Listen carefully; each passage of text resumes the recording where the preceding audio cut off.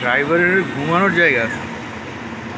আরে বাস, এটা হচ্ছে ব্যাংকক থেকে ফুকেটে যাওয়ার বাস। তো এখানে যে জায়গাটা আপনারা দেখলেন এতক্ষণ, এটা হচ্ছে ড্রাইভারের রেস্ট নেওয়ার জায়গা। যেহেতু ব্যাংকক থেকে ফুকেটে যেতে অলমোস্ট 15 ঘন্টা টাইম লাগে, এজন্য এখানে দুজন ড্রাইভার থেকে একজন টায়ার্ড হয়ে গেলে আরেকজন রেস্ট নেয়। তো ব্যাংকক থেকে ফুকেটে যেতে এয়ার ফেয়ারটা অনেক বেশি, যার কারণে আমরা ডিসিশন নিয়েছিলাম যে আমরা বাসে করেই যাব। তো ব্যাংককে মোচি 2 স্টেশন থেকে সন্ধ্যা 6টায় এই বাসটা ছেড়ে যায় ফুকেটের উদ্দেশ্যে। তো এখানে আমাদের দুজনের আপ ডাউন 11,000 টাকা পড়েছিল। আমরা যাওয়ার আগে আমরা বাংলাদেশ থেকে অনলাইনের মাধ্যমে বাসের টিকিট বুক করেছিলাম।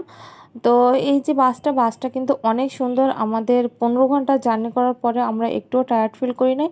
আর যেহেতু আমাদের সাথে বাবু আছে, আমরা নিচেই সিট নিয়েছিলাম, কারণ নিচে এখানে শুধুমাত্র 8টা সিট।